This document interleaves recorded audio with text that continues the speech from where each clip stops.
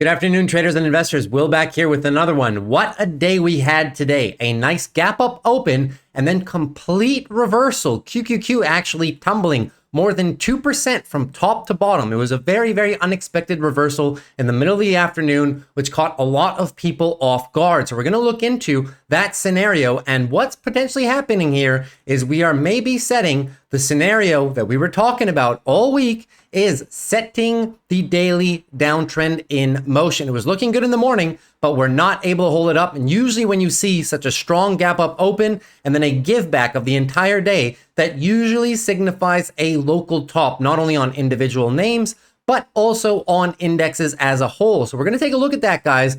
It was a very, very red day across the markets. Every single industry was hit the same, even though a number of them were green today. So we're going to look at a bunch of earnings that came out today that are going to give us a good indication on where macro stands. We're also going to look at the charts, of course, and where big tech stands. And lastly, my portfolio, which also was not immune to today's action, also took a hit, and we're at risk of being assigned a few positions. So is that a bad thing or a good thing? We will find out. So let's get into it first, guys. I'm going to go through some earnings very, very quickly here. First off, McDonald's. McDonald's top estimates, right? So very, very good double beat by McDonald's. Very, very, very strong McDonald's has been for the entire course of the year, right? It stands to argue that when people have less spending power, well, obviously they're going to substitute away from more expensive restaurants, especially people making under $100,000, which is what McDonald's said during their earning. So McDonald's today, nice day of 2%, and then they gave some back in the end of the day, but they're pretty much near all-time highs, guys, right? They've just really been an outperformer this year because of that consumer pivoting, right? So top estimates here, they also said that they increased same-store sales, right? You have same-store sales by 11.7% here, topping the estimates of 9.2. So they pretty much beat all across the board and were rewarded for it. However, since they've grown so much this year, right, since their price appreciation has been so much, it was a bit of a muted event on the stock price. They really would have needed some outperformance. They did also issue some decent guidance as a whole, right? And they said that people, exactly what we were saying, right? So executive noted that consumers' desire for value as inflation puts pressure on their wallets and dampens consumer sentiment. The chain is performing well with consumers who make less than 100,000, and especially those who make under 45,000. So the pivot towards more value goods is currently happening, right? This is why companies like McDonald's and usually dollar stores perform well in inflationary or recessionary environments. So good report from McDonald's. Did not see anything in the report to the effect that the consumer was actually weak as a whole, just that the consumer is pivoting to save more money. Now, second, we're going to go into MasterCard here. MasterCard earnings bring latest signal of healthy spending. This is what every single credit card issuer has said so far. Credit card spending is healthy. Yes, the total balance of credit card debt is higher towards 1 trillion. But as I said before, I don't see this to be a major factor. Obviously, it's a negative point, but I don't believe that it's a determining factor in seeing if the economy is going to slow down. It may be a contributor to inflation, the fact that consumers are spending, but definitely not to economic slowdown and recession, right? So they did also very, very well, double beat. And what I wanted to focus on here, guys, is what they said, right?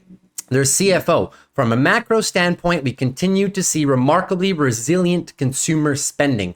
Very, very, very good. Consumers, on the back of what we think are very strong employment markets and good wage growth levels, continue to exercise their interest in terms of how they're spending, especially in travel and entertainment categories. MasterCard does see that there still is some pent-up demand for travel and entertainment, and they did give good guidance of that, especially through Q3 and Q4 of this year. And MasterCard obviously was decently rewarded for that move. However, once again, they reported before the open, and they gave back the entire move, much as a lot of names did today. They gave back the entire move, 2.68% to the downside. You can see earnings pop right here in the morning and then give it all back, just following the markets down.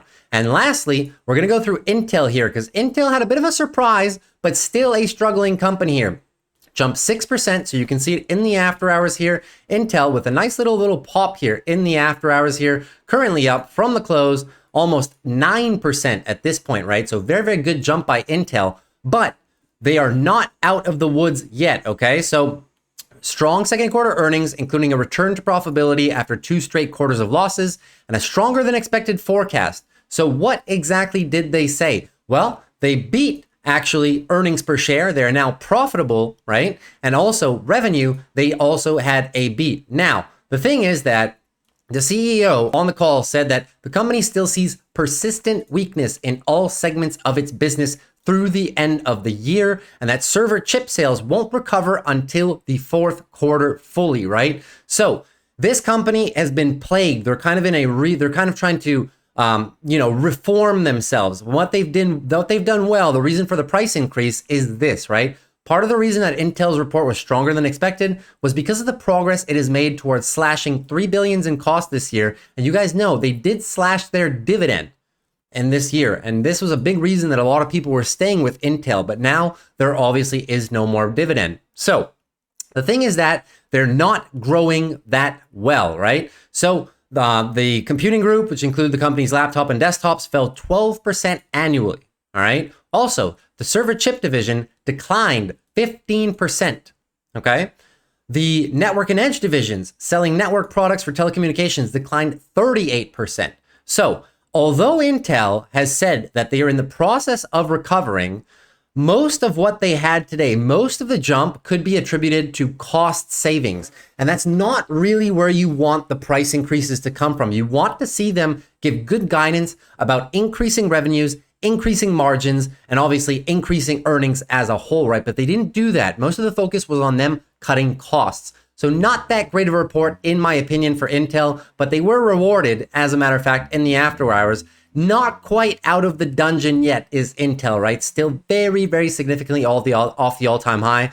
I'm personally not looking to build a big position until I get some better guidance, until I can see how they're going to return to consistent profitability and start increasing those lines of business rather than continuous declines. Now, SPY, 0.66% to the downside, QQQ 0.24. But here's what I'll point out on QQQ. At one point, guys, we were up like 1.8% on the day. Top to bottom, 2.3% decline. That's 2 in a single week pretty much, right? This was last Thursday, and this is this Thursday. So within a week, 2 massively negative days. This hasn't happened on QQQ in a long time, right? So the bulls are struggling to push above. Now, what are we looking for? I want to use the futures charts because they are more clear, right? These kind of don't look that good. You'll find it better to do technical analysis on the futures for now. So what happened on SPY? Yesterday, we set a new high. Well, actually, this was today, right? So we set a new high and then gave it all back, guys. The line in the sand level, we're currently at it, right? 457-ish. We're currently at it, guys. If we lose this, we're going to lose the daily uptrend higher lows, and we could be setting up for a daily downtrend. If the daily downtrend does happen, I've been saying it all week, guys, just zoom out. Tons of space, right? Tons of space, guys, for your weekly higher low. Obviously, the first level of support is going to be down here at 438, but still, tons of space, guys. And even on the monthly, because the monthly charts are closing, right? Even if we get 1 negative month in August or something like that, or even 2 with September, still tons of space, guys, for the bulls, right? So bulls control the longer time frames, but may be due for some short-term downside. QQQ now, QQQ, right? Same thing, right? Lower highs at this point have been set. If we crack these lows right here, guys, right, on QQQ, that level is pretty much 375. If we crack through 375 tomorrow or Monday, you can fairly assume that the daily downtrend is now in motion. So when in doubt, zoom out for the daily downtrend, right? You're obviously having also tons and tons of space to set the weekly higher moves. This, in my opinion, is all one big move. So any retracement is going to be for healthy weekly consolidation. So I wouldn't be too nervous, but we may be in for a few weeks potentially here of downside. Monthly as well can afford to have some retracement, right? So I can't say exactly where it's going to go, guys, but we are definitely due for some weekly consolidation. It's been a while. And could this play into our next month's inflation reports, right? And jobs reports? Very possible if we get an uptick in inflation, guys, that the bears will absolutely run with this one, right? In search of the weekly higher lows. So keep an eye on that, guys. I'm going to look out for that. Obviously, if we start pulling back really, really hard on the weekly, and then it opens up the chart for a weekly downtrend, then you have to be looking for monthly consolidation. But at this point, we're just looking for the daily downtrend and weekly consolidation, right? So just keep an eye out on that. That is why I didn't go heavy on tech this week. Now, XLF also pulling back, didn't quite make it to our resistance zone here of $36 to $37, but very, very nice upswing, guys. Anything above 34.20, I've said it before, is just a daily higher low. So financials cooling off a little bit, but tons of space still for the bulls to set that. Keep an eye on this 12 EMA, whether we can hold it as defense or whether we just plow right through it here. But still, bulls are in good shape here, looking for maybe a few additional days of consolidation before potentially moving up into this resistance zone. Very, very solid work by the bulls. Healthcare. Same thing. Healthcare pulling back. Such a strong move by healthcare, right? Anything above 129, 130-ish is going to just be your daily higher low. So we're still bull flagging here. Remains to be seen where we're going to stop. Keep an eye on the 12 EMA, right? Decent support down here, horizontal support. And you also have the 12 EMA. So this little area of confluence may just be where they take a little breather before resuming to the upside. But bulls really in full control at this point, guys. Even on the weekly, you can see it here, right? Confirmed weekly uptrend. So we do have a little bit of room here to pull back in the event that we keep going down, okay? So just keep that in mind for healthcare. Healthcare stocks looking really healthy. ABBV today, one of my favorite healthcare stocks. Beautiful earnings report. They were up almost 7%, giving a little bit of it back, obviously, towards the end of the day. But daily uptrend is now in motion on ABBV, and that is some really good trend reversal here, right? You saw it here. They're now in process of reversing the weekly trend as well at this point. So a lot of healthcare names with decent room to move to the upside. Wouldn't surprise me if healthcare keeps moving, if tech goes down. IWM Russell rejecting at resistance. The Russell already setting pretty much the daily downtrend setup, right? So we've crushed the lows at this point. We needed to hold the 194 area. We lost it today, closed lower, still holding that 12 EMA, barely, right? So a likely scenario could be daily downtrend confirmed, and we continue with a daily downtrend. Where at that point are we looking on the weekly? Well, we'll just be looking for somewhere in this pocket, in my opinion, right? The 188, 187 area, we have a lot of horizontal support. The moving averages are also down here. So keep an eye on that, guys, if we do continue pulling back on the small cap names here, especially since we've lost the series of higher highs and higher lows, right? We're now starting to reject that. If we set up for the daily downtrend, then you're definitely going to have to look at the weekly, where I like this 185, 184 pocket down there for writing options. Dow Jones also first red day. They were on a 14-day up streak, right? So higher close every single day for 14 days. That was going to be a record if we actually pushed a few days higher. But you can see nothing was immune today to the downside, which is also why a lot of my names that I've been in, value names, they were doing fine in the morning and then absolutely got crushed by the rest of the market. So looking for a higher low, guys. As I've been saying, keep an eye on the confluence, 35,000 all the way down to 34,500. Tons of space to set the higher low, right? Tons of space to set that higher low. Just keep an eye. This is your big support level at this point. So I don't think bears are going to be able to get through that very easily at all. And even on the weekly, if we continue pulling back on the daily, we're looking at the same time for two things because it's been such a long move. We're looking for the daily higher low, and we're also looking for the weekly higher low for further continuation. But I do think that if we do pull back in the markets, it will undoubtedly be led by tech. Tech has obviously been running the most. And if we do get an uptick in inflation numbers, value tends to do well as people pivot out of tech. All right. So keep that in mind. Dow Jones has done that in the past. I've pointed this out a few times. Last year in October, when we had our uptick in inflation, value took over while tech was basically doing nothing. You can see it back in October here, same period of time, right? Nothing to be had by tech, right? While the Dow Jones absolutely had a massive rally, okay? So just keep that in mind, just looking for your daily higher lows on value. Now, looking at Bitcoin, Bitcoin struggling, as I was saying, we're looking for the lower highs, okay? Lower highs seem to have been set. I wouldn't be surprised if we're expecting more downside here. We are now under our support zone. This whole area is acting as big resistance. So I do believe that we're in for another leg down. Doesn't seem like the bulls want to play aggressively here. So 28,500 all the way down to 28,000 is going to be my pocket for Bitcoin. You know, still searching for the weekly higher low, but as of now, the bulls just cannot keep it up. They just can't keep it up, guys. Getting rejected multiple times now. So I wouldn't be surprised if the likely outcome continues as a daily downtrend here. Apple as well, complete reversal, right? So lower highs and a very red day, right? So we're going to be looking out for it, guys. Looking out for it. As of now, you know, it's still in this tightening range formation, but I really wouldn't be surprised. Apple has earnings next week. Next week earnings is going to be make or break. You saw what happened to Microsoft. Microsoft with the earnings flush, and they set up for the daily downtrend. Apple could do the same. It's run so much. So many things have been priced into Apple, and you saw what happened when they tried to release the AI news last week after Microsoft did. It just didn't hit the same, right? So at this point, guys, we're looking, need to hold 191.17. If we flush 191.17, it'll be daily downtrend confirmed at that point. And at this point, you will be looking higher for weekly consolidation. Keep an eye out for your 12 EMA as a first line of defense. If not, you guys know my sweet spot, 175 all the way down to 170 if we do have an extended pullback here. But the bulls obviously working with a bunch of space, guys, like a bunch of space, right? Anything above pretty like 160 is like your weekly higher low, right? So tons of space, guys, but maybe due for a little bit of pullback.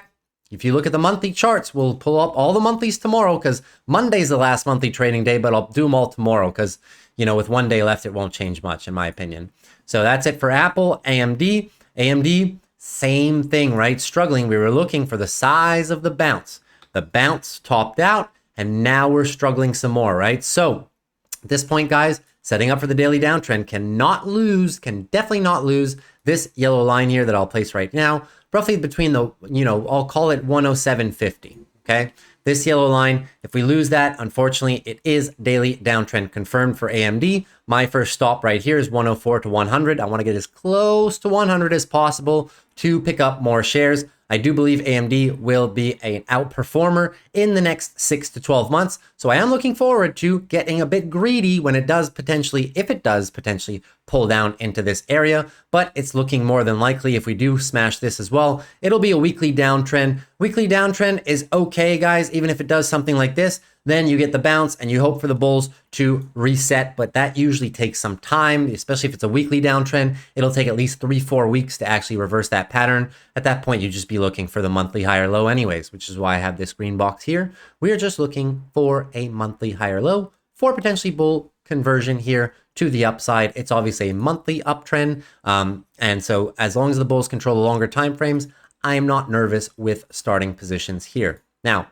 Amazon, total reversal today. Amazon was up 3% today, okay? Look, they were up 3.5% today, gave it all back and more, all right? So now we're actually down from top to bottom, pretty much like 3.5%, right? So it's pretty much the same thing here. Same thing for Amazon. What happened? We were looking for the size of the bounce, lower high, right? With such a negative day, very likely that we end up smashing through our level here. If you smash through these lows, it'll be daily downtrend confirmed. So keep an eye on your 126 level. If we do break down below 126, it will be daily downtrend confirmed. At that point, zoom out to the weekly. Amazon, tons of space to set the weekly higher low. If we pull down, my sweet spot, 115, right? 118 all the way through 114 pretty much. This little area here, I think will act as a decent support zone. So just keep that in mind. Earnings will obviously be make or break. They could pull a meta, come down here until earnings, and then completely engulf, or earnings could just be another catalyst to send them further to the downside, right? So keep that in mind. Be patient. Let the stocks come to you. But it does look like we're setting lower highs on a lot of these things. And I'll remind you, Microsoft was the first thing. We'll cover that in a second. Microsoft was the first tech name to show these signs. All right. Google. Let's go to Google here.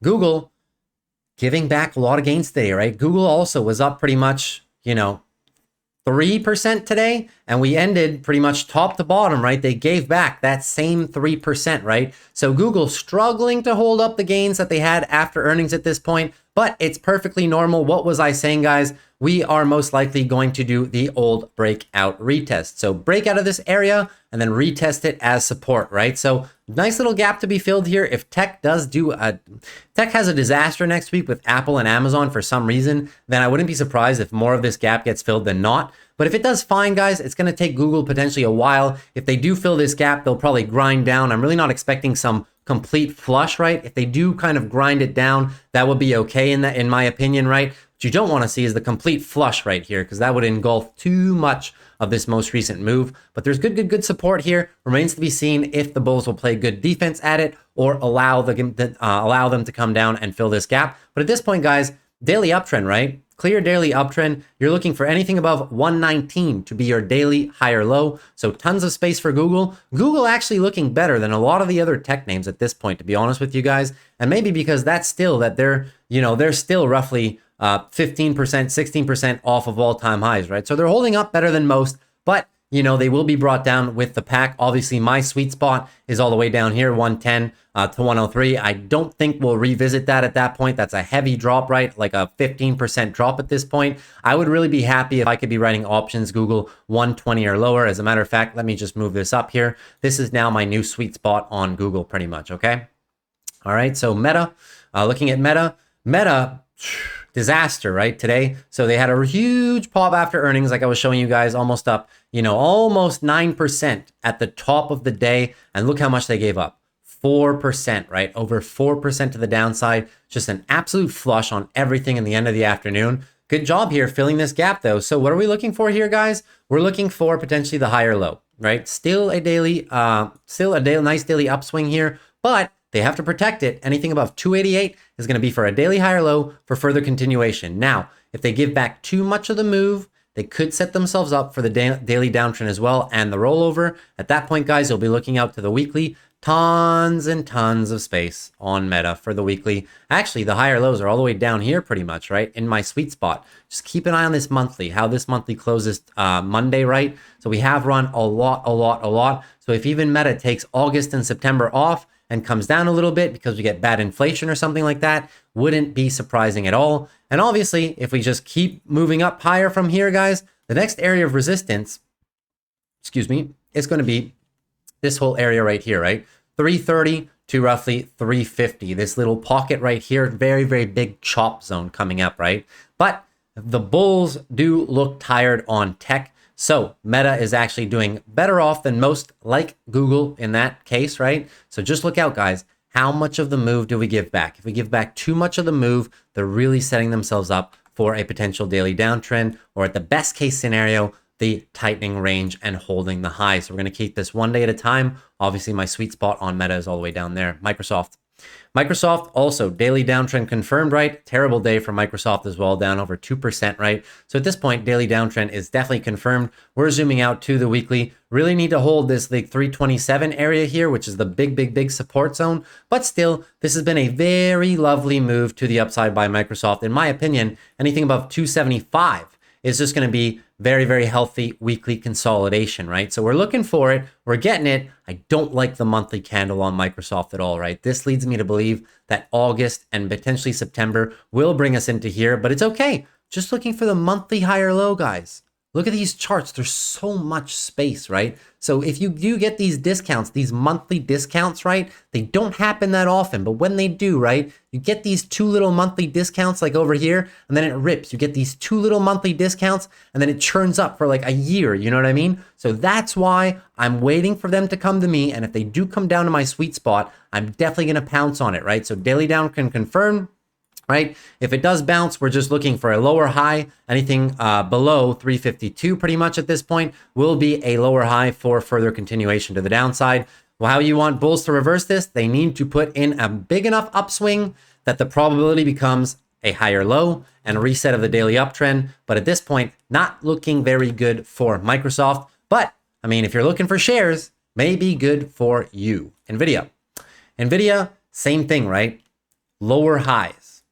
Okay, lower highs, especially with a move like today. If tomorrow's red, right, we're going to come back down. Very possible that we are losing the daily uptrend pattern. You really need to hold 441. 441 key level. The best that the bulls can do is a tightening range on a lot of these names, right? If they haven't lost the lows yet, the best they can do is a tightening range at the top. The worst that can happen, daily downtrend. A daily downtrend happens, you're zooming out, you're looking to 400 for the weekly higher low. Decent amount of space, about 10%, right? So they do have a decent amount of space to drop, but NVIDIA going to be very crucial to watch how this thing plays out. Once again, best case scenario, worst case scenario, daily downtrend, look towards this 400 level. And finally, Tesla, oof, almost with the daily downtrend. Look at this nasty close, guys, right? Even Tesla top to bottom today, 5%, right? Not a very beautiful day. That's why I kept my covered calls on, and I'm happy I did. I even rolled them out 1 week further at this point.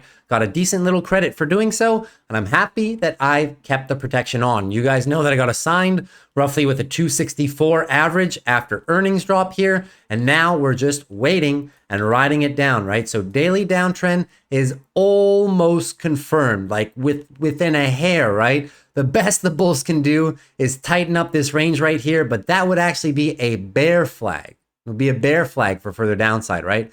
Not looking good at this point. In my opinion, probabilities do favor a furtherance of the daily downtrend. At that point, you're looking out, guys. The weekly higher low is 240, okay? If we lose 240, then you set up for a potential weekly downtrend. If the weekly downtrend happens, we're taking this one thing at a time, but I just want to show you guys how the analysis goes, right?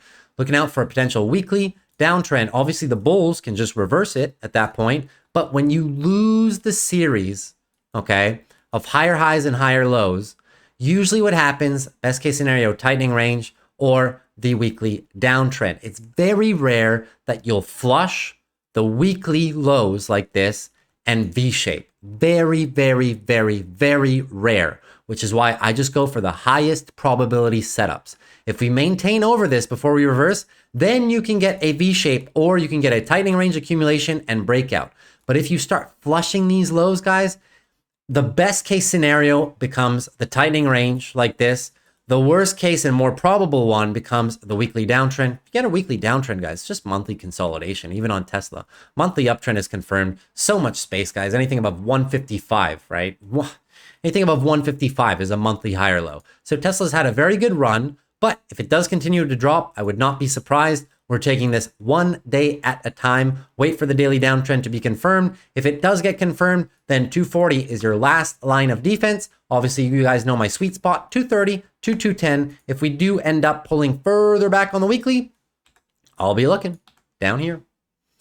PayPal, same thing, right? Got crushed. PayPal actually had a great day. They actually opened near 75 today, got up all the way up to 75, down almost 4% on the day as well. So they kind of failed double top here, right? So potentially also setting up the daily downtrend. If we do get a daily downtrend, you zoom out to the weekly, anything above 65.20 is going to be for a weekly higher low. PayPal, big earnings next week. I actually closed out one of my leaps because I don't want to take the gamble with the way tech is shaping up with a lot of major names. I took some profits off the table, didn't sell any shares, just sold my option contract because I don't want to get a spike in volatility and lose out on some premium. I actually got this option contract when it was around $64, wrote it all the way up and closed it today for a very, very decent profit, all right? So we took some off the table. PayPal could very well pull back. We've already filled the gap here. Earnings is going to be a big, big, big factor. You know, we could trickle down like this towards earnings, and then earnings is going to send it either way. Palantir as well. Daily downtrend is almost here, guys. Look how close this is, 16. Holding on by a hair, but it's looking like the daily downtrend wants to happen. At that point, you're looking for anything above 1364 as your weekly higher low. Bulls still with a decent amount of space on Palantir to do that, right? Still another 15% they can drop, right? 15% that they can drop before setting a lower high. So decent amount of space for Palantir, but obviously we will take this one thing at a time. Palantir, my sweet spot is really between $13 and $12 to be writing options. We pull down hard into here into the 14s. You may be able to get some decent premiums on the 13s or the 1250s, right? So that's why I give those areas. All right, so that's pretty much it with big tech. Going over the account here, you can see that my account did take a decent little hit today, 3%, right? So that is due to a couple things that I'll explain to you guys in a bit. Obviously good that I didn't really take full buying power positions this week, or I could have been down a bit more depending on what I would have chosen. But with the positions that I did have open, I am running a bit of leverage as well. So we did take a little hit, obviously from the top of the day to the bottom, right? QQQ was down roughly, 2% something. So I'm down just a little over that, about 3% here. You'll see it in the positions page here. Some of my positions now getting in the risk of getting assigned. So AA here, 34.5s. Look at this, 33.91. So they're actually down. My break even is 34.50 here, minus the premium, of course. So I will potentially be assigned some AA shares. So I'm not going to average into them right away. We will be writing covered calls immediately to bring our average cost down if we do get assigned tomorrow and the market doesn't rebound. Shell. Look at Shell as well, right? Shell is my fault because my trading software didn't tell me. Usually I don't take plays that have earnings the same week unless I willingly do it. I did not know they had earnings today, which is very unfortunate for me. My software usually excludes stocks with earnings, but this one, since it's an ADR, so since these are European shares, it didn't translate in my software. I saw it today. I was like, oh, geez, thank God they didn't do too bad on earnings. We have a lot of oil earnings tomorrow, so we'll see what happens. But look, $61. But to sell covered calls on these at 61 for next week, I'm getting already about over $1. So it'll be good to lower my average cost. Getting in a risk of being assigned, not nervous at all, guys. I think this stock has been fairly performing well. Also, oil has been on a bit of an upswing with the travel recovery and the summer months. Oil should stay at a relatively stable price, a high price. So it wouldn't surprise me if these oil stocks do continue to just slightly grind higher. I'm not too nervous if I get assigned. Really not that big of a position for me anyways. Disney, 85s. Disney is still above 85, barely. 36 cents, right? For dips below, I will be the proud owner of Disney. Obviously don't care because Disney is such a low price, 2020 or pretty much 2014, right? So 10 years or 3 years, time machine prices, don't mind holding the Disneys there.